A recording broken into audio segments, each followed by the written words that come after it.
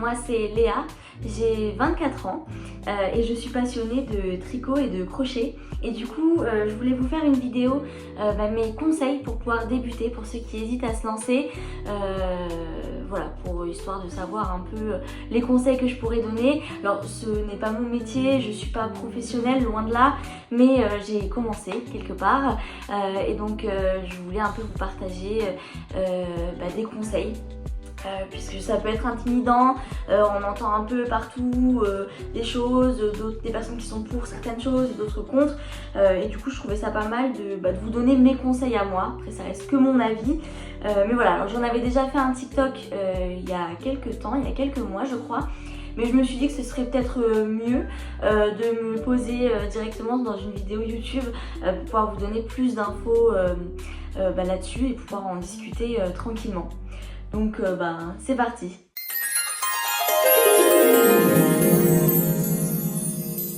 Alors déjà je dirais, on va commencer par le matériel.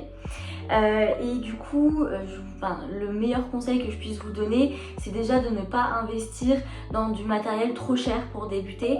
C'est-à-dire que le meilleur conseil que je puisse vous donner, c'est d'acheter surtout en brocante et en vide-grenier. Puisque c'est là que on trouve le matériel pour les prix les plus bas. Ça défie même tout ce qui est action, etc. C'est-à-dire que moi par exemple j'ai ma ressourcerie à quelques minutes de chez moi et les aiguilles sont à vendre à 50 centimes la paire. Donc c'est vrai que c'est pas mal pour commencer. Le seul inconvénient c'est qu'on ne trouve pas de tout. C'est-à-dire que moi maintenant je tricote avec des aiguilles circulaires. Voilà, parce que grâce à ça, il n'y a pas besoin de faire de couture en fait. On tricote en rond et ce qui fait qu'on n'a pas besoin d'assembler les panneaux. Et c'est vrai que ce type d'aiguille là à trouver en ressourcerie et en brocante c'est un peu plus compliqué. Moi je sais que j'en avais trouvé à Emmaüs. J'avais eu beaucoup de chance, mais alors c'était vraiment des toutes petites aiguilles, je les ai achetées bien sûr, mais ça va pas me servir pour tout. Mais c'est vrai que des fois on peut en trouver. Et par contre pour les aiguilles à plat, franchement là-bas vous pouvez en trouver à Emmaüs, peu importe, et vraiment à des tout petits prix. Et vous avez tout type si vous préférez en métal ou en plastique, il y en a. Voilà, donc c'est vrai que c'est plutôt pas mal.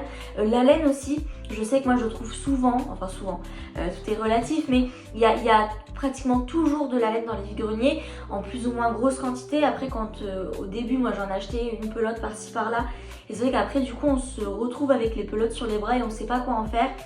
Bon après pour débuter, acheter une pelote par-ci par-là c'est peut-être pas mal aussi, puisque quand on débute on fait pas forcément des gros projets dès le début, donc c'est vrai que ça peut être une bonne alternative. Mais c'est vrai qu'en vide-grenier, moi j'ai trouvé pas mal de gros lots pour des prix vraiment dérisoires. Je me suis encore acheté il y a quelques semaines un paquet de 10 pelotes pour je crois 2-3 euros. Donc ça pareil on trouve pas en vide-grenier et c'est vrai que voilà, ça c'est vraiment le point que je peux vous recommander. Plus c'est bien pour la planète, donc c'est vraiment la première chose à aller checker si on veut commencer le crochet ou le tricot, peu importe, puisqu'en vrai vous pouvez trouver du matériel pour les deux. Donc voilà. Après il y a aussi les magasins pas chers comme Action, Nose, bof franchement à chaque fois que je vais à Nose je trouve pas grand chose. Déjà j'ai jamais vu de crochet là-bas. Et la laine, les matières je les trouve un peu rêches, ou voilà, c'est pas de la meilleure qualité possible. Enfin vous pouvez trouver pas cher pour de meilleure qualité, en tout cas pour moi. Après j'avais déjà acheté du fil t-shirt, ça peut dépanner. Mais sinon il y a Teddy aussi qui est très très bien. Et là par contre il y a beaucoup de matériel. Je sais que ma grand-mère avait acheté des aiguilles circulaires. Alors après je trouve que c'est vraiment pour débuter, puisque comme elle m'a fait après un point en me disant que quand on tire trop dessus les fils se détachent et du coup c'est pas trop pratique. Mais pour débuter, pour voir au moins si ça plaît, je pense que ça peut être pas mal. Et il y a un troisième magasin, oui c'est Ziman. Ziman je trouve ça très bien aussi pour les pelotes. Alors moi j'en ai pas un à côté de chez moi, du coup j'y vais très rarement, mais quand j'y vais je fais le stock et j'en trouve pour franchement des bons prix. Alors après par contre pour Action, si je peux vous conseiller, vous avez ce type de crochet là avec une espèce de petite poignée et du coup ça fait moins mal aux mains. Après si vous préférez vous pouvez acheter ceux totalement en fer, ils sont peut-être un peu moins chers. Le seul problème de ces crochets là c'est qu'au bout d'un certain temps la poignée s'en va. Et du coup faut les replanter assez souvent. Voilà, ça peut être un peu embêtant, mais c'est que pour commencer, parce qu'après il y a d'autres crochets ergonomiques, j'ai pas encore investi dans des merceries et le prix est beaucoup plus élevé. Voilà, mais ça peut être pas mal. Et par contre, n'achetez surtout pas ces crochets là en bambou. Alors ça donne envie, ils sont sympas, ils sont jolis, mais c'est une horreur, la laine pardon, ne glisse pas dessus. On me les a offerts, alors je les garde hein, bien sûr, je m'en séparerai pas. Mais voilà, la laine ne glisse pas dessus et du coup ça risque de vous décourager et donc vous risquez de laisser tomber le crochet, ce qui est dommage. Voilà.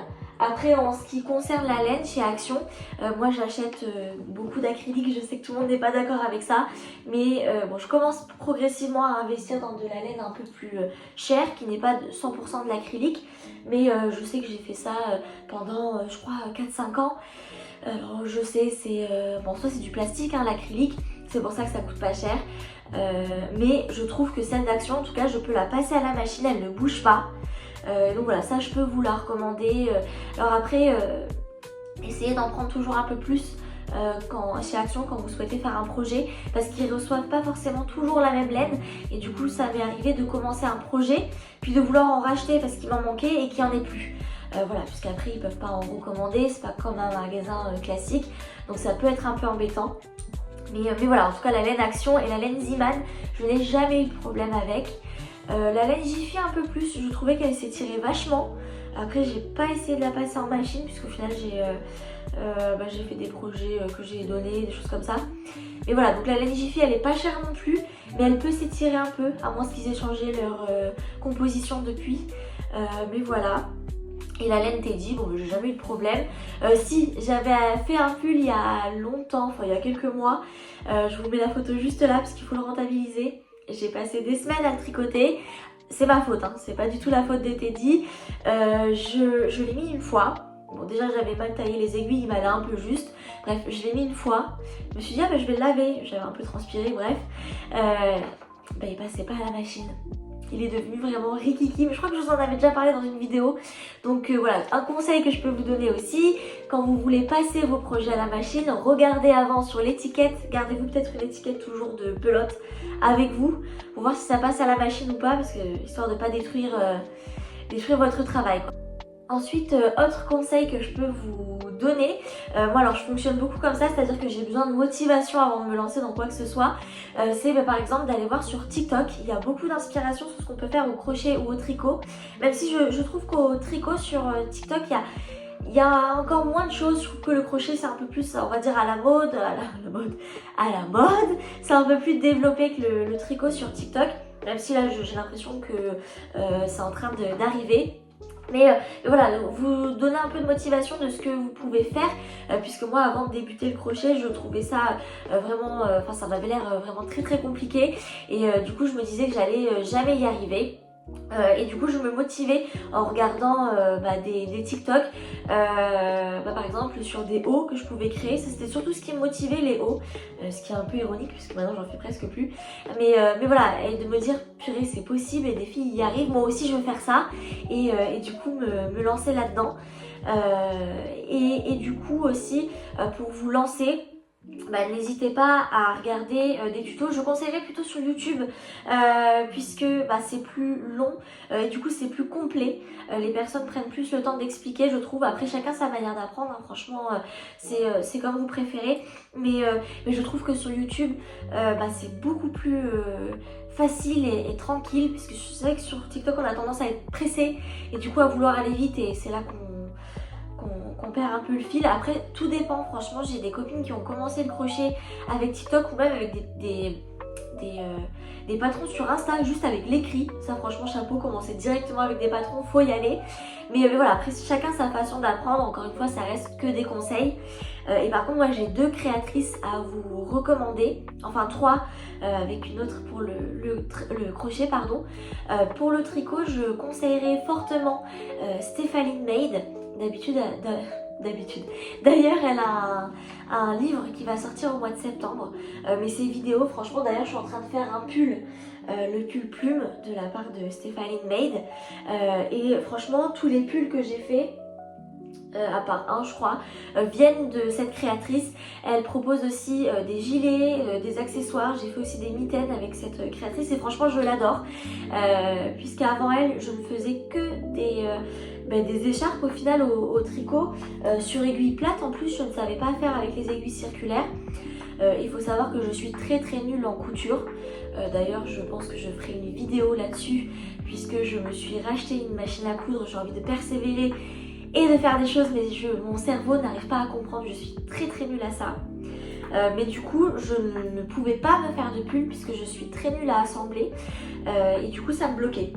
Je n'avais jamais utilisé d'aiguille circulaire et grâce à Stephanie Made, je m'y suis mise et maintenant j'arrive à faire des pulls, des vestes sans manches, j'ai même fait des gilets. Voilà, d'ailleurs n'hésitez pas à aller voir sur mon Insta, je vous mets mes réseaux juste là, puisque c'est là que je mets un peu plus de photos. Et sur TikTok aussi, en ce moment je suis en train de filmer des journées complètes, enfin des journées, mon processus de création de pulls. Du coup voilà, je vous mets un peu plus de détails là-dessus. Mais voilà, du coup grâce à cette créatrice j'ai fait mes premiers pulls, puisque j'avais essayé d'en faire un.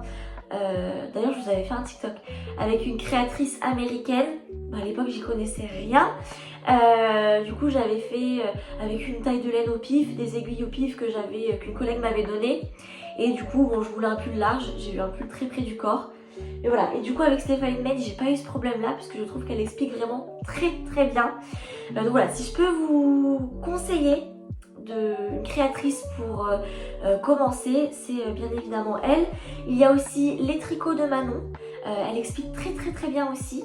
J'ai plus fait des vêtements de bébé avec ses tutos. Je me suis aussi fait un cache-cœur que j'adore d'ailleurs. Bon, c'est pas trop la période pour les mettre, mais je l'aime trop. Et par contre c'est plus avec les aiguilles plates. Mais après tout dépend, voilà, si ça fait des années que vous tricotez, que vous cherchez un peu des tutos, des choses, et que vous avez toujours tricoté à plat, n'hésitez pas à le faire avec les tricots de Manon. Mais il me semble qu'elle fait aussi du circulaire un petit peu aussi. Mais voilà, ce sont les deux créatrices qui expliquent très bien, je trouve. Et c'est en français. Et après par contre le crochet, moi j'ai appris en anglais, puisque je trouvais qu'en français il n'y avait pas grand chose. Bon, ça c'était à l'époque, mais du coup je me suis jamais mise à faire du crochet en français, malheureusement, parce que du coup les magazines que je trouve, je peux pas les acheter puisque je comprends pas. Mais voilà, et du coup la créatrice c'est Bella Coco. Grâce à elle j'ai appris à faire mes premiers granny square, c'était en forme de fleurs.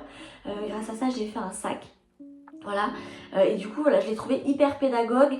Et même si vous ne parlez pas anglais, c'est pas grave, puisque elle explique tellement bien que eh bien avec les gestes elle va très doucement, vous pouvez comprendre.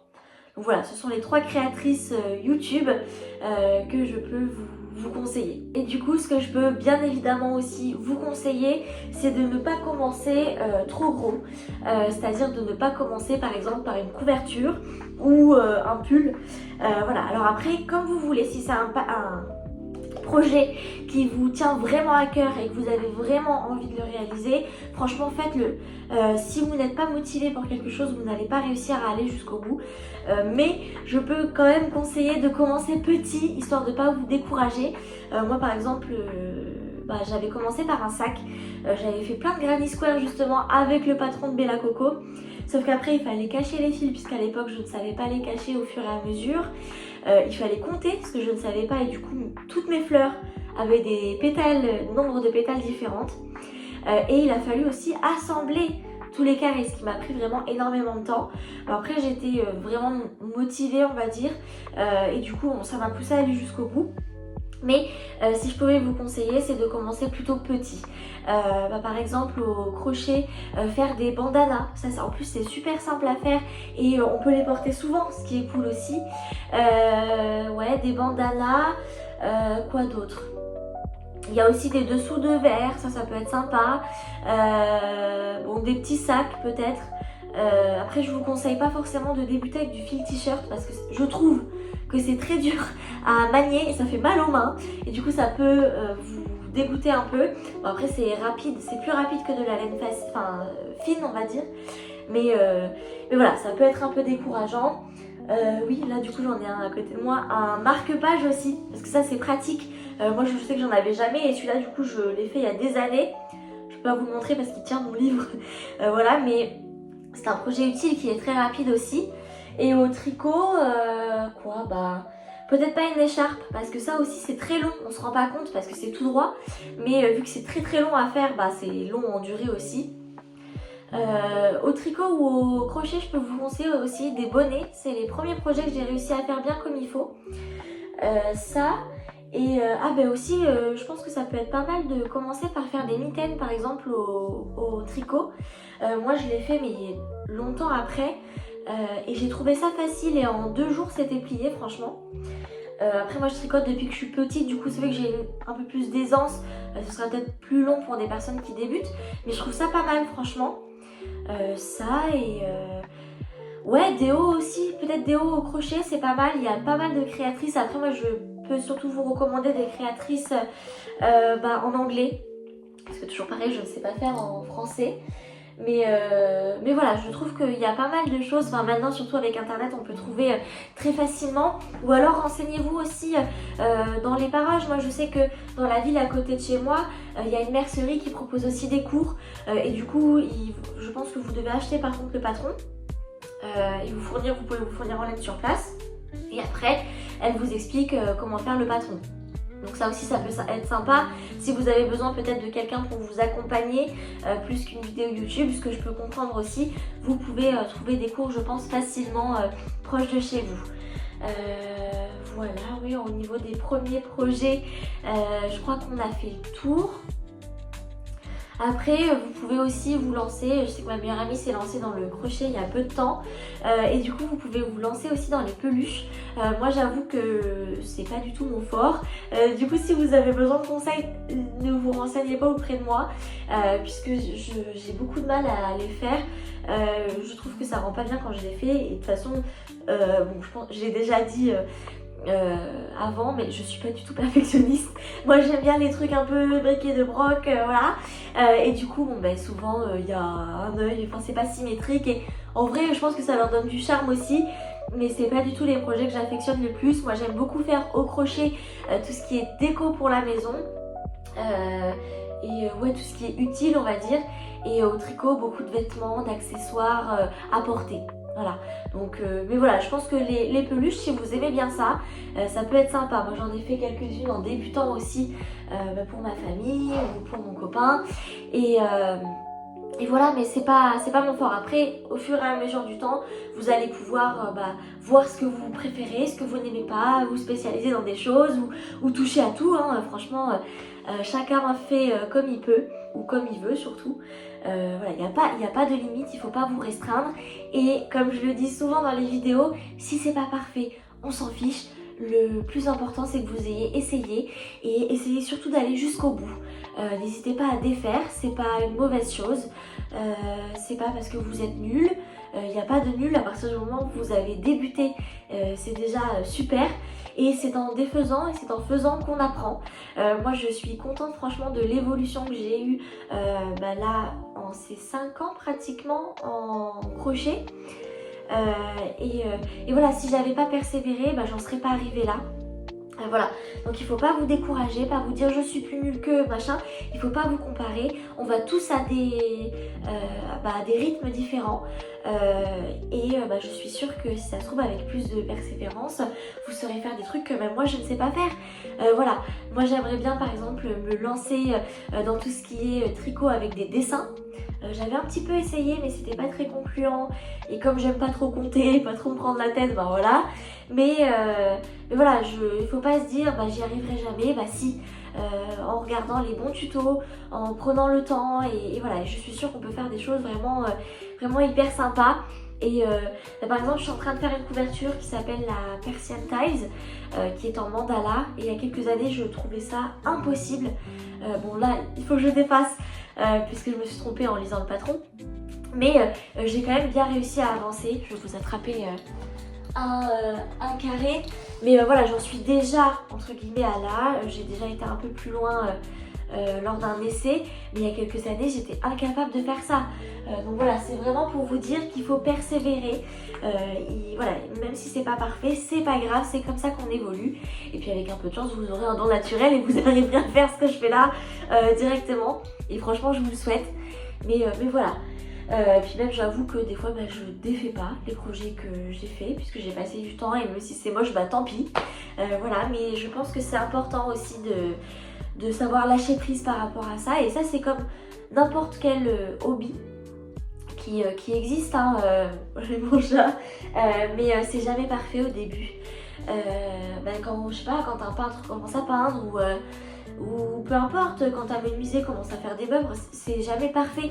Il faut prendre le temps de faire des erreurs et de persévérer. Voilà. C'est vraiment le conseil que je peux vous donner, c'est de persévérer et de ne pas être trop dur avec soi-même. Et surtout demander conseil, voilà, on est quand même une communauté. Moi, j'essaie vraiment de répondre à tout le monde et d'être claire. Après, je sais que je fais pas vraiment de tuto pour l'instant puisque je me sens pas très à l'aise et j'ai l'impression que je suis pas hyper forte pour expliquer. Mais s'il y a besoin pour des choses un peu, on va dire, faciles à expliquer, il n'y a pas de problème. Mais voilà.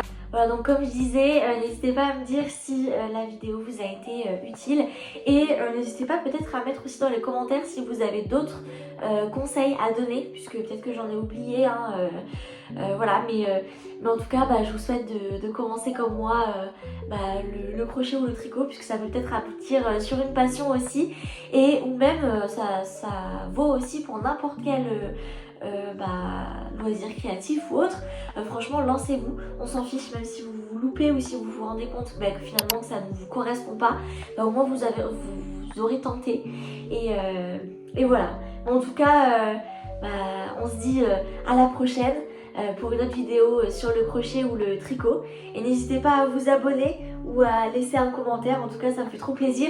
Merci aussi pour les personnes qui se sont abonnées grâce à ma dernière vidéo, ça m'a trop touchée. On n'est que 19 personnes à l'heure où je tourne la vidéo, mais vous vous rendez pas compte à quel point 19 personnes déjà qui regardent mes vidéos et qui s'abonnent à moi, donc qui aiment bien un petit peu mon contenu, ça me touche beaucoup, donc merci beaucoup et puis on va essayer de continuer comme ça. Dans tous les cas, je vous fais des gros bisous et à la prochaine.